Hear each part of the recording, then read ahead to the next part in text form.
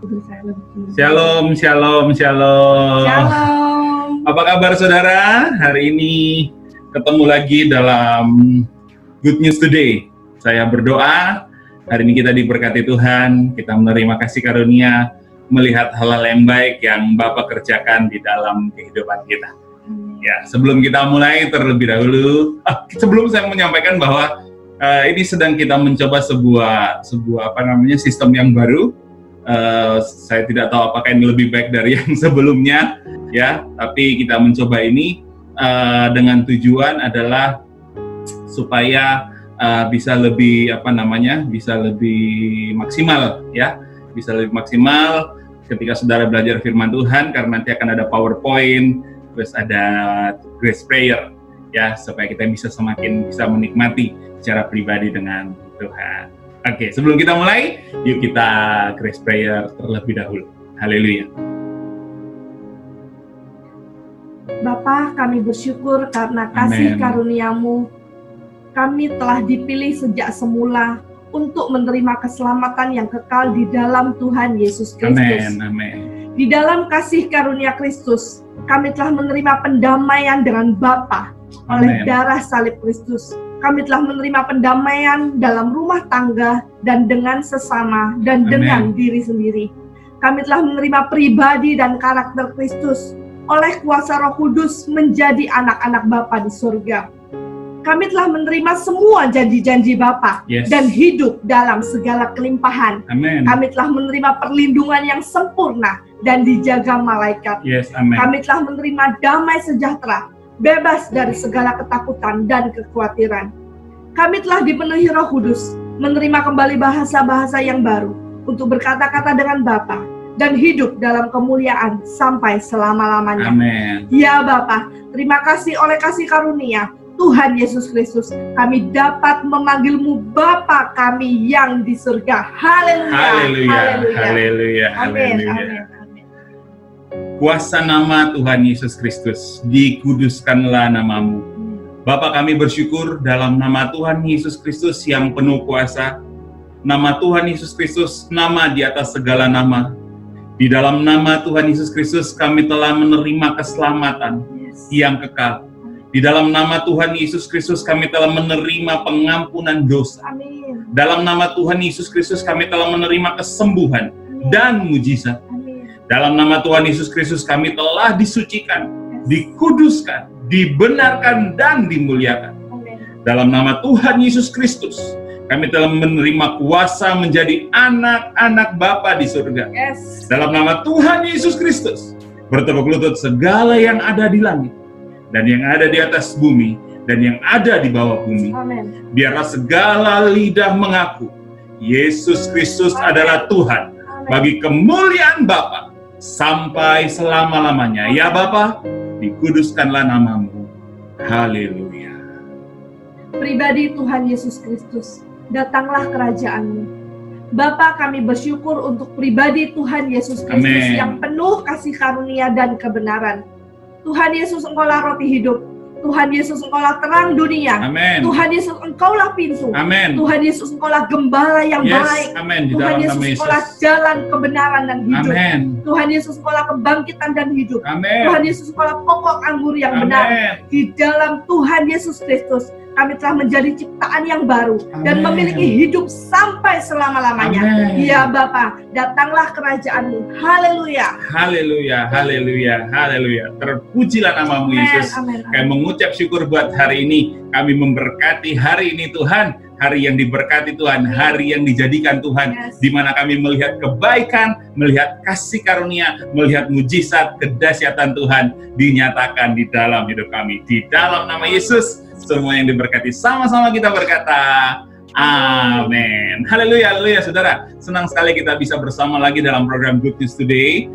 Saya berdoa supaya setiap kita dalam keadaan yang baik-baik saja, sama seperti jiwa kita baik-baik saja. Firman Tuhan berkata bahwa kabar baik itu seperti sehat ya bagi tubuh, manis buat jiwa, dan sehat bagi tubuh. Dan saya berdoa di dalam nama Yesus, setiap kali kita mendengarkan good news, setiap kali kita mendengarkan kabar baik, kita memiliki kehidupan yang jauh lebih baik. Amin. Hari ini saya ingin sharing satu kebenaran firman Tuhan, sebentar saudara ya. Saya ingin sharing sebuah kebenaran firman Tuhan yang saya beri judul adalah Keimaman Perjanjian Baru. Ya, Keimaman Perjanjian Baru. Saudara bisa mungkin lihat di layar ya, Keimaman Perjanjian Baru. Ada satu pemahaman, ada satu hal yang saya ingin kita mengerti, kita belajar bersama-sama, saudara, tentang hal ini. Sebelumnya, saudara, ini ayat firman Tuhan yang kita dapat pada hari ini, saudara, di GCCC Surabaya, firman Tuhan bahwa sebab Bapa tidak menyesali kasih karunia dan panggilannya di dalam kehidupan kita. Setuju, katakan amin. Amin. Bapa tidak pernah menyesali kasih karunia dan panggilannya di dalam kehidupan ini. Nah, ketika tadi ini ayat ini kan disampaikan oleh Bapak Gembala tadi malam dalam siaran IG Live, saudara ya, di gcc.id, dan ya, dan ketika saya mendengar ayat ini saya sangat diberkati, saudara ya. Bapa tidak menyesali kasih karunia dan panggilannya. Ya, Bapa tidak menyesali kasih karunia dan panggilannya. Nah, kemudian saya merenungi kata panggilan yang dimaksud Bapa itu adalah apa bagi kita ketika kita sudah menerima kasih karunia. Dan kemudian saya mulai merenungkan. Tiba-tiba Tuhan memimpin saya kepada satu bagian ayat firman Tuhan, yaitu di dalam Wahyu, pasalnya yang pertama, ayatnya yang keempat, hingga ayatnya yang keenam. Kitab Wahyu ini ditujukan kepada gereja, ya. Surat ini ditujukan kepada gereja. Itu sebabnya dalam Wahyu 1 ayat yang keempat, firman Tuhan berkata kepada, di sana dikatakan demikian, dari Yohanes kepada ke-7 jemaat yang di Asia Kecil, kasih karunia dan damai sejahtera menyertai kamu dari Dia yang ada dan yang sudah ada, yang akan datang, dari ke-7 roh yang ada di hadapannya. Ya, jadi ini ditujukan kepada jemaat, ditujukan kepada gerejanya, ditujukan kepada umatnya, ditujukan kepada kita semua ya, yang hidup pada masa sekarang ini. Ayat yang kelima, dan dari Yesus Kristus, saksi yang setia, yang pertama bangkit dari antara orang mati, yang berkuasa atas raja-raja di bumi, bagi Dia yang mengasihi kita, dan yang telah melepaskan kita dari dosa oleh darahnya. Katakan amin. Amin. Ini berbicara tentang kita lagi, bahwa kita adalah orang-orang yang sudah ditebus. Ya kan? Karena kita adalah orang-orang yang sudah dilepaskan dari dosa karena pengorbanan Kristus. Dan yang telah membuat kita, inilah panggilan kita, membuat kita menjadi suatu kerajaan, menjadi imam-imam bagi Bapa. Bagi Tuhan Bapa. Bagi Dialah kemuliaan dan kuasa sampai selama-lamanya. Tuhan membuat kita sebagai Tuhan telah membuat kita, di ayatnya yang ke-6, Tuhan telah membuat kita menjadi imam-imam kerajaan, a royal priesthood, menjadi imam-imam kerajaan bagi Tuhan. Setelah kita menerima kasih karunia dan Tuhan tidak menyesali akan panggilan itu, Bapa tidak menyesali akan panggilan itu, kemudian menerima kasih karunia dan panggilannya. Dan apakah panggilan itu? Yang Tuhan taruh di hati saya adalah begini, kita dipanggil menjadi imam-imam kerajaan, a royal priesthood bagi Bapa. Amin. Haleluya. Saya mau berkata kepada saudara, saya mau menyampaikan ini kepada saudara, bahwa saudara kita juga ada dipanggil menjadi imam-imamnya Bapa. Amin. Wah, ini sebuah kebenaran yang apa namanya? Sebuah kebenaran yang mesti kita pahami baik-baik. Karena ketika kita mengerti, ketika kita dipanggil sebagai imam, gitu ya, kita dipanggil sebagai imam, itu sebenarnya kita sedang memiliki sebuah hak yang sangat-sangat istimewa. Nah, pertanyaannya, kapan kita menjadi imam-imam Tuhan? Kalau kita lihat ayatnya yang kelima adalah begini. Bagi Dia yang telah mengasihi kita saat kita menerima kasih Tuhan dan telah melepaskan kita dari dosa oleh darah-Nya. Kapan itu terjadi? Saat pertama kali kita menerima Yesus Kristus sebagai Tuhan dan Juru Selamat. Saat itu kita menerima kasih Bapa, dan saat itu juga dosa-dosa kita diampuni oleh darah Tuhan Yesus Kristus. Setuju, katakan amin. Amin. Dan saat itu juga kemudian kita dipanggil dan menjadi imam-imam royal priesthood bagi Bapa. Haleluya. Saya berdoa saudara diberkati. Amin. Saat kita menerima Yesus, saat itulah kita menjadi imam-imam Bapa. Dan saudara tahu apa yang dahsyat yang menghadap kepada, kalau saudara belajar dalam perjanjian lama, imam-imam punya sebuah tanggung jawab untuk menghadap kepada Tuhan, ya. Mereka menghadap kepada Tuhan. Pada waktu mereka menghadap kepada Tuhan, ya. Pada waktu mereka menghadap kepada Tuhan, saudara tahu, mereka harus mempersembahkan korban. Membawa korban kepada Bapa. Supaya apa? Setelah mereka mempersembahkan korban, setelah itu mereka akan melihat Shekinah glory, kemuliaan Tuhan. Ya, kemuliaan Tuhan itu berbicara tentang berkat, berbicara tentang anugerah, berbicara tentang hal-hal dahsyat yang terjadi. Tapi ketika korban itu tidak layak, imam itu akan mati di situ. Yang saya mau sampaikan kabar baik kepada saudara begini. Kita adalah imam-imam perjanjian baru. Kita adalah imam-imam perjanjian baru. Kita tidak perlu lagi membawa korban. Kenapa? Karena korban Kristus, haleluya, korban Kristus itu sudah sangat berkenan kepada Bapa. Itu sebabnya di dalam Markus pasalnya yang ke-17, 15 ayatnya yang ke-37, firman Tuhan berkata begini, lalu berserulah Yesus dengan suara yang nyaring dan menyerahkan nyawanya. Ketika itu apa yang di sana dikatakan? Tabir bait suci terbelah dua dari atas sampai ke bawah.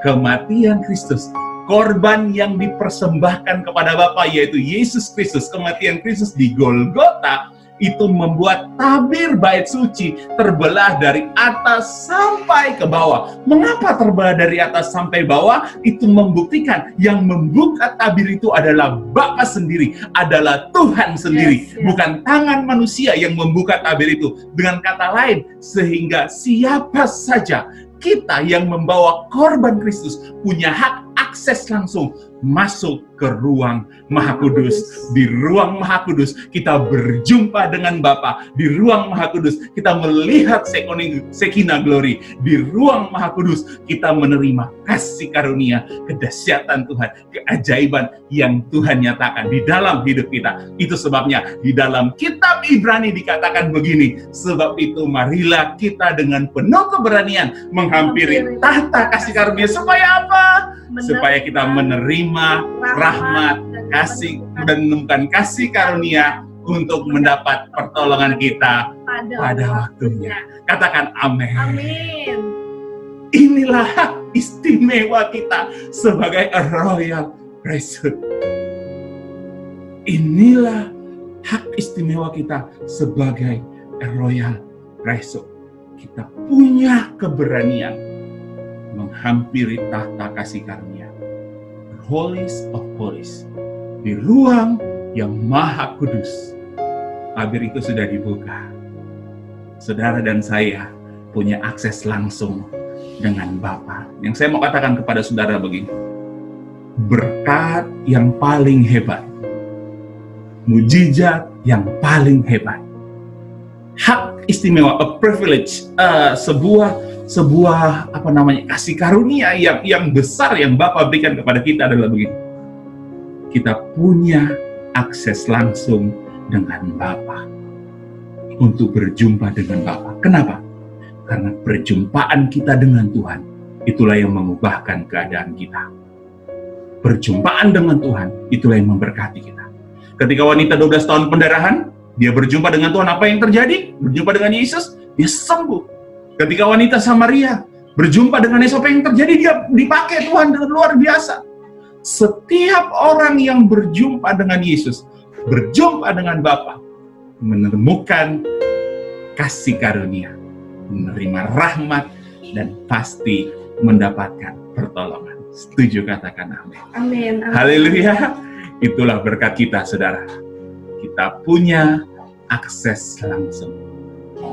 Kita menghadap tahta kasih karunia atau ruang Maha Kudus tanpa perlu mempersembahkan korban lagi. Karena kenapa? Karena korban Kristus di Golgota sudah sangat berkenan. Sehingga kita layak. Katakan kita layak. Kita layak. Saya layak. Saya layak. Saya layak menerima berkat dan kasih karunia Kasih dan karunia. pertolongan. Haleluya. Amin. Amin. Ini sebuah kebenaran bahwa kita adalah imam-imam, a royal priesthood, panggilannya. Dan ingat, Tuhan tidak menyesali kasih karunia dan panggilannya di dalam kehidupan kita. Ini yang saya mau sampaikan juga kepada saudara. Ingatlah, karena kita sudah punya akses kepada Bapa di surga, Langsung ya. langsung jangan menaruh atau mewakilkan hak keimaman kita kepada gereja atau kepada hamba Tuhan. Sekali lagi, karena kita sudah punya akses langsung kepada Bapa di surga, maka kita tidak perlu, tidak perlu rasanya, saudara ya. Saudara punya akses langsung dengan Bapa. Yes. Karena kita adalah imam. Yang semua yang menerima Yesus itu adalah imam, a royal priesthood bagi Bapa. Dan tidak perlu kita wakilkan. Kita bisa punya akses langsung datang kepada Bapa. Amin. Ini sebuah kebenaran. Ya, gunakan hak itu secara pribadi untuk datang kepada Bapa. Ya, itu yang harus kita pahami. Karena waktu kita memahami kita punya akses langsung dan kita berani datang kepada Bapa, kita berani pada akhirnya kita berani untuk meminta. Mengapa kadang-kadang kita mewakilkan hak keimaman kita kepada orang lain? Karena seringkali kita merasa tidak layak, benar kan? Karena sering saya merasa, aduh saya masih ada dosa, saya masih ada kekurangan, Kurang dekat gitu. kurang dekat dengan Tuhan, atau mungkin kita salah belajar, dan atau mungkin kita tidak paham. Kita berpikir adalah hamba Tuhan adalah wakilnya Tuhan yang melalui dialah yang membuat kita bisa terkoneksi dengan Tuhan. Tidak, saudara. Kita ini imam, tabir itu sudah dibuka dan kita boleh masuk kapan saja ke ruang Maha Kudus itu. Jadi tidak perlu saudara dan saya punya akses langsung kepada Bapa. Itulah kasih karunia Tuhan. Itulah tujuan tabir itu dibuka. Jadi tidak perlu orang lain. Saudara dan saya punya hak istimewa itu. Setuju, katakan amin. Amin. Supaya apa? Supaya ketika secara pribadi, katakan pribadi, 1, 2, 3, pribadi. Tuhan ingin kita punya hubungan pribadi. Kekristenan bukan soal ibadah. Kekristenan bukan soal pelayanan. Kekristenan bukan soal gereja. Kekristenan bukan soal komunitas. Kekristenan bukan soal hamba Tuhan. Tapi kekristenan soal hubungan pribadi kita dengan Tuhan. Jadi jangan wakilkan keimaman kita. Mengapa? Saat kita punya hubungan pribadi dengan Tuhan di ruang Maha Kudus, firman Tuhan berkata begini, karena itu aku berkata kepadamu, mintalah, maka kamu akan diberikan, carilah maka kamu akan mendapat, ketoklah maka pintu akan dibukakan bagimu. Karena setiap orang yang meminta, dikatakan apa? Menerima. Amin. Setiap kali saudara meminta, saudara pasti menerima. Amin. Firman Tuhan juga berkata dalam Yohanes 15 ayat yang ke-7, jikalau kamu tinggal di dalam aku, akses langsung dan firmanku ada di dalam kamu. Itu berbicara tentang akses langsung dengan Bapa. Apa yang dikatakan di sana? Mintalah apa saja yang kamu kehendaki dan kamu akan menerimanya. Mengapa itu Tuhan izinkan terjadi? Dalam hal inilah Bapakku dipermuliakan. yaitu jika kamu berbuah banyak, dan demikian kamu adalah murid-muridku. Hei murid-murid Tuhan, kita di hari ini diajak Tuhan untuk memahami bahwa kita ini adalah imam-imam yang punya akses langsung kepada Bapa, sehingga kita bisa meminta apa yang kita kehendaki dan kita pasti menerimanya. Tujuan Tuhan kita mendapatkan apa yang kita terima itu adalah supaya Bapa dipermuliakan di dalam kehidupan kita. Setuju, katakan amin. Amin. Ini sebuah kebenaran yang harus kita pahami. Mintalah, kamu pasti menerimanya. Karena Bapa dipermuliakan setiap kali kita menerima apa yang kita minta dari Bapa. Yohanes 16 ayat ke-24, firman Tuhan berkata begini, sampai sekarang kamu belum meminta sesuatu apapun dalam namaku. Hari ini, mintalah, maka kamu akan menerima. Supaya apa? Supaya penuh sukacita. Saudara tahu, seorang bapak, hal yang paling menyenangkan bagi seorang bapak, bagi saya, seorang bapak, adalah ketika anakku itu happy. Anakku itu happy. Anakku itu senang. Itu sangat-sangat membahagiakan buat saya. Saya percaya bapak-bapak di GDJC Surabaya juga demikian. Senang ketika melihat anaknya happy. Saya juga berkata, Bapa di surga juga senang melihat saudara happy. Melihat saudara bersukacita. Kadang-kadang kita tidak mendapatkan apa yang kita minta karena kita tidak pernah minta. Batin. Ya enggak sih? Benar enggak sih? Ya batin. Ya Tuhan, ingin saja nih. Tapi ya nggak berani minta. Nggak berani minta karena berpikir, aduh masih kurang layak, masih tidak ada korban dan lain sebagainya. Tapi dipikirin gitu, kayaknya jauh, awan-awan gitu, tapi nggak berani minta gitu. Lupa bahwa kita ini punya akses langsung dengan Bapa. Tapi saya mau berkata, ayo, kita sudah punya akses langsung dengan Bapa. Mintalah supaya saudara bersukacita. Bapa bersukacita waktu kita bersukacita. Setuju, katakan amin. Hari ini yang belum pernah meminta, yuk minta sesuatu dari Bapa. Dia pasti memberikan buat saudara. Ingat, sekali lagi saya ingatkan, jangan menaruh, mewakilkan hak keimaman kita kepada orang lain. Karena kita secara pribadi adalah imam-imam Bapa, imam-imam kerajaan bagi Bapa. Haleluya. Saya berdoa saudara diberkati. Nah, ini salah satu hal juga yang akan saya sampaikan. Kita kembali belajar dari perjanjian lama. Di kitab perjanjian lama, di sana ada dua masa, yaitu ada masa di mana sebelum hukum Taurat diberikan, yaitu zaman dari Adam hingga bangsa Israel, Musa di padang gurun. Musa dan bangsa Israel di padang gurun. Ya, itu adalah zaman pre-hukum Taurat, sebelum hukum Taurat. Kemudian ada zaman hukum Taurat, yaitu ketika hukum Taurat diberikan di Sinai hingga kepada Golgota, di mana Yesus mati. Itu menjadi sebuah perjanjian yang baru, sehingga setelah hukum Taurat ada zaman berikutnya, dan hingga pada saat ini yaitu zaman yang disebut dengan zaman kasih karunia. Nah, ini kita sesuatu yang penting kita pahami. Nah, kita akan belajar dari keimaman zaman sebelum hukum Taurat. Ya, mengapa saudara? Karena keimaman di hukum Taurat semua diwakilkan kepada imam. Apa yang coba saya sampaikan bahwa jangan mewakilkan hak kita kepada imam, itu adalah kehidupan di bawah hukum Taurat. Saya berdoa saudara memahami ini. Tidak mewakilkan hak kita kepada imam, itu kehidupan di bawah hukum Taurat. Nah, kita sudah punya akses langsung dengan Bapa, jadi tidak perlu untuk mewakilkan, karena kita juga sudah hidup di bawah kasih karunia Tuhan.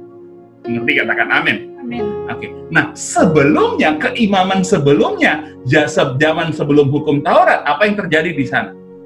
Kalau kita belajar dari beberapa keluarga yang ada, beberapa tokoh yang ada di zaman sebelum hukum Taurat itu, contohnya di sini adalah Nuh. Nuh adalah kepala rumah tangga yang mewakili keluarganya mempersembahkan korban kepada Tuhan. Ini berbicara tentang keimaman. Berbicara panggilan tentang seorang imam. Jadi imam adalah pada masa itu seorang suami atau seorang kepala keluarga, dia menjadi imam buat keluarganya, buat istri dan anak-anaknya untuk mempersembahkan korban. Kejadian 8 ayatnya ke-20 di sana dikatakan demikian. Nuh mendirikan mezbah bagi Tuhan dari segala binatang yang tidak haram dan dari segala burung yang tidak haram, mendirikan, dia ambilnya beberapa lalu dia mempersembahkan korban bahkan di atas mezbah itu. Ini peran sebagai seorang imam. Ketika Tuhan mencium persembahan haram itu, berfirman Tuhan dalam hatinya, aku takkan mengutuk bumi lagi, karena manusia sekalipun yang ditimbulkan hatinya adalah jahat dari sejak kecilnya, aku takkan membinasakan lagi segala yang hidup seperti yang telah kulakukan. Pada waktu Nuh mempersembahkan korban kepada Tuhan, apa yang Bapa lakukan? Yang Bapa lakukan, dia membuat sebuah perjanjian yang baru. Kemudian ada sebuah pelangi, alangkah indahnya warnamu, gitu ya. Alangkah indahmu. Alangkah indah. Muncullah sebuah pelangi. Itu soalnya kalau setiap kali saudara melihat pelangi, habis hujan ya. Ya, setiap kali saudara melihat pelangi, itu adalah sebuah perjanjian Tuhan dengan Nuh, bahwa Tuhan tidak akan murka lagi terhadap manusia. Tidak akan murka lagi terhadap manusia. Tuhan akan mengasihi manusia. Tuhan akan memberkati manusia. Tuhan akan menolong manusia. Tuhan tidak akan murka lagi kepada saudara. Setuju, katakan amin. Tuhan tidak pernah marah kepada saudara. Ini sebuah kebenaran. Nuh mewakili keluarganya menjadi imam. Mutlak itu ya. Tuhan tidak akan pernah marah lagi. Tuhan tidak akan marah. Itu mutlak Tuhan. Setiap kali saudara lihat pelangi itu sebuah perjanjian. Itu firman Tuhan. Yes. Oke. Berikutnya adalah keluarga Abraham. Keluarga Abraham adalah Abraham pun mewakili keluarganya untuk mempersembahkan korban. Kejadian 22 ayat yang 9, firman Tuhan berkata begini, sampailah mereka di tempat dikatakan Bapa kepadanya, lalu Abraham berikan mezbah di sana, disusunnya kayu, diikatnya Ishak, dan anak-anaknya itu diletakkan mezbah di atas api. Tapi kemudian kita tahu ceritanya, pada akhirnya bukan Ishak yang dikorbankan, tapi Tuhan mengirimkan domba, lambang dari Yesus Kristus, ya, menjadi korban persembahan. Dan setelah itu apa yang terjadi? Kejadian 22 ayatnya 16, firman Tuhan berkata, katanya, aku bersumpah, Tuhan bersumpah, demikian firman Tuhan, karena engkau telah berbuat demikian, aku tidak akan segan-segan, engkau tidak segan-segan untuk menyerahkan anakmu yang tunggal kepadaku, maka aku memberkati engkau berlimpah-limpah, membuat keturunanmu sangat banyak, seperti bintang di langit dan pasir di laut, dan keturunan akan menduduki kota-kota musuhnya, dan oleh keturunanmu semua bangsa di bumi akan mendapat berkat. Semua bangsa di bumi akan mendapat berkat karena korban Kristus, karena engkau mendengarkan firman Tuhan. Haleluya. Saudara memahami ini? Abraham mempersembahkan korban kepada Tuhan. Tuhan bersumpah untuk memberkati Abraham dan keturunannya. Abraham dan keturunan. Siapakah keturunan Abraham? Mereka yang percaya kepada Yesus Kristus, percaya kepada korban Kristus, mendapat berkat yang sangat berlimpah-limpah. Di sana kita mengenal pertama kali Tuhan menyediakan, atau Yehovah Jireh. Tuhan menyediakan. Korban Kristus, kita mendapatkan kelimpahan. Bapa menyediakan. Kalau tadi korban Nuh, Tuhan tidak akan murka lagi kepada saudara. Abraham, Bapa menyediakan berlimpah-limpah kehidupan dalam kehidupan kita. Wow. Bagaimana dengan yang berikutnya? Yang berikutnya Yakub. Yakub adalah imam bagi keluarganya. Nah, dikatakan begini, setelah Yakub datang dari padang Aram, maka Bapa menampakkan diri pula kepadanya dan memberkati dia. Firman Bapa kepadanya, namamu Yakub, dan sekarang namamu bukan lagi Yakub, melainkan Israel. Diubah namanya dari Yakub kepada Israel. Itulah yang menjadi namamu. Maka Bapa menamai dia Israel. Lalu firman Bapa kepadanya, akulah Bapa yang maha kuasa. beranak cuculah bertambah banyak, suatu bangsa bahkan sepuluhan bangsa-bangsa akan terjadi daripadamu, dan raja-raja akan berasal daripadamu. Ini berbicara tentang kemuliaan, ini berbicara tentang kuasa, ini berbicara tentang otoritas. Dan negeri yang kuberikan kepada Abraham dan kepada Ishak dan akan kuberikan kepadamu dan juga kepada keturunanmu. Lalu naiklah bapa meninggalkan Yakub ke dari tempat ia berfirman kepadanya. Kemudian Yakub mendirikan tugu di tempat itu, yakni tugu batu. Ia mempersembahkan korban curahan, menuangkan minyak atasnya. Yakub menamai tempat itu di mana Bapa telah berfirman kepadanya, yaitu Betel, artinya rumah Bapa. Yakub diubah kehidupannya oleh Bapa. Kita tahu bersama Yakub namanya awalnya penipu, diubah menjadi Israel, artinya tentara Bapa. Apa yang mencoba saya sampaikan kepada saudara begitu? Perjumpaan Yakub dengan Bapa mengubah kehidupannya, mengubah keadaannya, mengubah karakternya, mengubah hal-hal yang buruk daripadanya menjadi alat yang dipakai Tuhan. Luar biasa. Haleluya. Dan ini menarik di sini, peristiwa dengan Yakub itu menarik perhatian saya juga. Kenapa? Karena bukan cuma korban yang dia persembahkan, tetapi dia menuangkan minyak. Tanda kemuliaan. Tanda kemuliaan. Kita bersekutu dengan tubuh dan darah Kristus adalah korban. Waktu kita mengolesi minyak, tanda kemuliaan yang Bapa berikan buat saudara. Saya berdoa saudara diberkati. Nah, kemudian ada satu lagi ya. Keluarga-keluarga Israel. Ini peristiwa ketika Paskah. Ya, peristiwa ketika Paskah waktu bangsa Israel ketika Tuhan menulah bangsa Mesir pada waktu itu. Malam Paskah, Tuhan berkata begini, katakanlah kepada segenap jemaah Israel, pada tanggal 10 bulan ini diambillah oleh masing-masing seekor anak domba menurut kaum keluarga. Menurut kaum keluarga, seekor anak domba untuk tiap-tiap rumah tangga. Jadi ini berbicara tentang keluarga. Keimaman zaman sebelum hukum Taurat diberikan, itu berbicara tentang imam mewakili keluarga, berbicara tentang rumah tangga.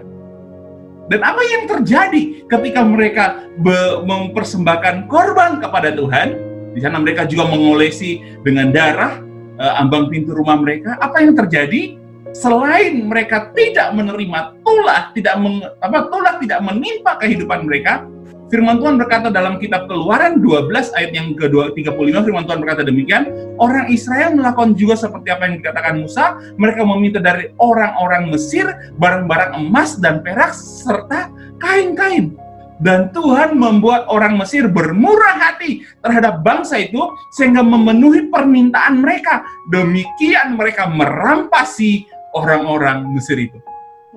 Wow.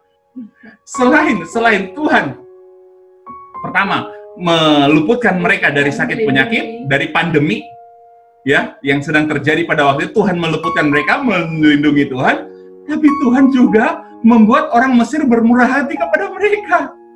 Padahal ini mereka budak loh. Pada waktu itu Tuhan membuat orang Mesir, mereka apa? Sehingga apapun yang orang Israel, keluarga Israel minta dari orang Mesir, emas, perak, kain-kain, apapun yang mereka butuhkan untuk perjalanan mereka kemudian ke tanah perjanjian, Tuhan membuat bangsa itu bermurah hati dan memenuhi semua yang mereka minta. Firman Tuhan berkata, begitulah mereka merampas harta orang fasik. Firman Tuhan berkata bahwa harta orang fasik, Amsal berkata bahwa harta orang fasik disimpan bagi orang benar. Hari ini, pandemi yang terjadi sekarang ini, sedang terjadi perpindahan harta orang fasik kepada orang benar. Kita adalah orang-orang benar. Setiap kali kita mempersembahkan korban, kita menuangkan minyak, kita mengoleskan minyak ya. Saya mau berkata kepada saudara, terjadi perpindahan harta orang fasik kepada kita, orang-orang yang benar. Dibenarkan bukan karena perbuatan kita, dibenarkan karena kasih karunia Kristus yang melimpah-limpah dalam kehidupan kita. Percaya, katakan amin. Saya akan masuk di bagian akhir firman Tuhan saya. Apa benang merahnya? Saya belajar ada 2 benang merahnya. Dari peristiwa sebelum hukum Taurat diberikan, keimaman sebelum hukum Taurat. Yang pertama adalah begini, inti dari ibadah adalah mempersembahkan korban. Inti dari ibadah atau mempersembahkan korban adalah tentang tiap-tiap keluarga membawa korban Kristus, alias tubuh dan darah Kristus. Bahkan Yakub melakukan sesuatu yang lebih, yaitu dengan menuangkan minyak. Ini gambaran tentang tubuh darah Kristus dan minyak zaitun. Itulah fungsi keimaman. Ibadah adalah bukan ketika kita ngumpul rame-rame di gereja. Itu sebuah persekutuan, sesuatu yang baik, tidak ada yang salah dengan itu. Tetapi inti, esensi yang kita belajar dalam mempersembahkan korban adalah tiap-tiap keluarga, suami, istri, anak-anak, berfellowship secara pribadi dengan Bapa, dengan Tuhan. Bagaimana caranya? Menerima tubuh darah Kristus dan kita mengolesi minyak. Itulah yang kita lakukan, bukan? Yes. Inilah kebenaran firman Tuhan. Saya berdoa. Sudah ada sejak zaman sebelum. Sudah ada zaman penciptaan, sebelum hukum Taurat. Tuhan itu begitu dahsyat. Kalau hari ini gereja kita dibukakan pewahyuan ini, itu benar-benar sedang menggenapi sebuah kebenaran firman Tuhan bahwa di dalam kitab kita Kisah Rasul kalau tidak salah, bahwa Kristus harus tinggal di surga sampai pemulihan segala sesuatu. Artinya tak lama lagi Tuhan datang karena segala sesuatu sedang dipulihkan sekarang ini. Amin. Dan yang kedua, setiap kali korban dipersembahkan, Bapa atas sorga selalu melakukan yang baik, yang hebat di dalam kehidupan kita. Amin. Setiap kali kita bersekutu dengan tubuh dan darah Kristus, mengolesi minyak zaitun, sorga melakukan yang hebat, yang dahsyat dalam hidup kita. Pada waktu Nuh, Tuhan berkata tidak akan murka lagi. Pada waktu Abraham dia akan berkati berlimpah-limpah, Yahweh Jireh, Yehovah Jireh. Pada waktu Yakub, diubah karakternya, diubah kehidupannya. Yang buruk diubah sama Tuhan dan diberkati Tuhan. Pada waktu bangsa Israel, mereka sedang ada dalam pandemik. Mereka diselamatkan oleh Tuhan dari pandemik. Mereka dibebaskan dari perbudakan. Dan mereka merampasi harta orang Mesir pada waktu itu. Berbicara tentang perlindungan, berbicara tentang penyertaan Tuhan, berbicara tentang kemenangan di dalam yang gilang gemilang di dalam Tuhan, dan juga menikmati berkat-berkat Bapa. Tidak diusahakan ya. Minta dikasih. Itu sesuatu yang dahsyat, itulah kasih karunia. Ya. Itulah kemurahan Tuhan dalam hidup kita. Karena kenapa? Korban Kristus dan minyak. Kesimpulan. Oleh karena korban Kristus, Yesus Kristus, kita punya akses langsung kepada Bapa di surga. Karena kita adalah imam. Imamat Rajani, a royal priesthood. Ibadah adalah tentang setiap kita atau keluarga bersekutu dengan tubuh dan darah Kristus dan minyak zaitun. Dan yang ketiga, setiap kali korban Kristus dipersembahkan, surga akan selalu melakukan yang baik. Karena Yesus telah menerima semua yang buruk. Saudara, mengapa saudara kita setiap kali kita menghadap kasih karunia, firman Tuhan berkata kita menerima rahmat, menerima kasih karunia dan pertolongan kita pada waktunya. Mengapa saudara? Karena saat ini lagi tidak ada yang buruk yang harus kita terima. Kenapa? Karena waktu Yesus mati di kayu salib, semua kutuk, semua yang buruk telah ditimpakan dan dihukum di dalam tubuh Yesus. Supaya saudara dan saya yang hidup di bawah matahari pada hari ini, kita cuma bisa mendapatkan yang baik, rahmat, anugerah, dan pertolongan. Punyalah akses langsung kepada Bapa. Karena kasih karunia Tuhan berikan kepada kita, ada sebuah panggilan, yaitu iman. imamat kerajaan yang membuat kita hari ini bisa punya akses langsung kepada Bapa. Sudah berdoa, saudara diberkati. Terpujilah Tuhan Yesus Kristus. Amin. Amin. Hari ini kami berdoa di dalam nama Yesus. Tuhan memberkati anak-anak-Mu yang sudah mendengarkan firman Tuhan. Apapun yang mereka minta, setelah kami menyadari identitas kami yang baru, kami dipanggil menjadi imamat kerajaan bagi Bapa. Aku berdoa di dalam nama Tuhan Yesus Kristus, apapun anak-anak-Mu ini minta, mereka mendapatkannya. Buat anak-anak-Mu ini memahami Tuhan. Buat anak-anak-Mu ini memahami bahwa kami punya akses langsung kepada Bapa. Iblis tidak bisa mengintimidasi lagi bahwa ini harus diwakilkan dengan sembahyang. Tapi kami paham Bapa sangat mengasihi kami. Kami punya akses langsung dengan Bapa. Kami berjumpa dengan Bapa di dalam ruang Maha Kudus. Kami berjumpa dengan Bapa di dalam hadirat-Mu Tuhan. Dan kami mendapatkan anugerah. Kami mendapatkan kasih karunia. Kami mendapatkan pertolongan. Segala sesuatu yang tidak kami pikirkan, segala sesuatu yang tidak kami bayangkan, segala sesuatu yang tidak kami pahami, segala sesuatu yang hebat, yang dahsyat, yang tidak pernah timbul dalam hati, dalam pikiran kami. Tuhan sediakan itu berlimpah-limpah bagi kehidupan kami.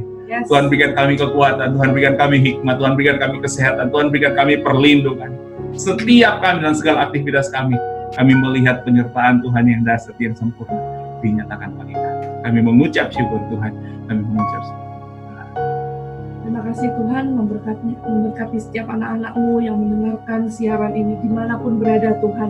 Baik semua yang bekerja, Amen. Tuhan Yesus memberkati segala pekerjaan, Tuhan memberkati berlimpah-limpah. Apa yang dikerjakan semuanya Tuhan jadikan berhasil.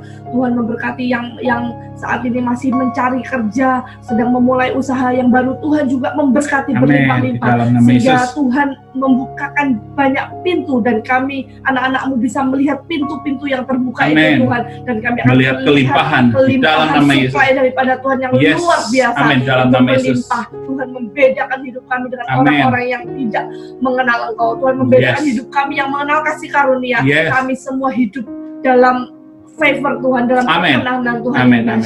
Anak-anak-Mu yang sedang lemah tubuh Tuhan, yang sedang sakit Tuhan Yesus juga menjamah. Kami percaya mujizat itu ada, kesembuhan itu ada dan selalu menjadi bagian kami. Dan kami berdoa di dalam nama Tuhan Yesus, semuanya sembuh, sempurna, segera sekarang dalam nama Yesus. Dalam nama Tuhan Yesus. Karena kemurahan dalam nama Tuhan Yesus.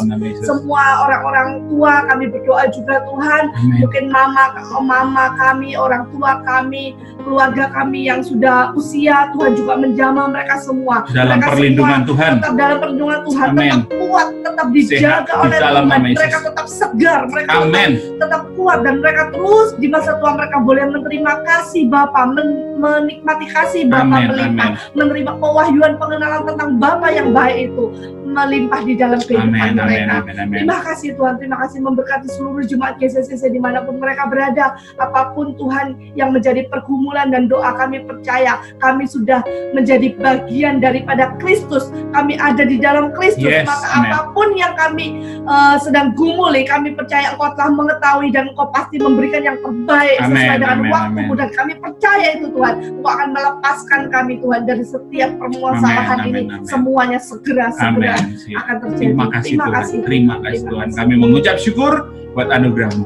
Terima kasih buat kasih karunia-Mu. Terima kasih buat pewahyuan hari ini. Kabar baik buat hari ini bahwa kami dipanggil menjadi imam-imam yang kerajaan, royal priesthood bagi Bapa, sehingga kami punya keberanian menghadap tahta kasih karunia, mendapatkan pertolongan, sehingga melalui kami nama Bapa ditinggikan, nama Bapa dipermuliakan. Kami mengucap syukur Tuhan, kemurahan-Mu melimpah. Berkat semua yang kami kerjakan, berkat semua yang kami usahakan, perlindungan, penyertaan melimpah-limpah di dalam kehidupan kami. Kami terima anugerah-Mu, kami terima berkat-Mu di dalam nama Yesus. Semua yang diberkati berkata, amin.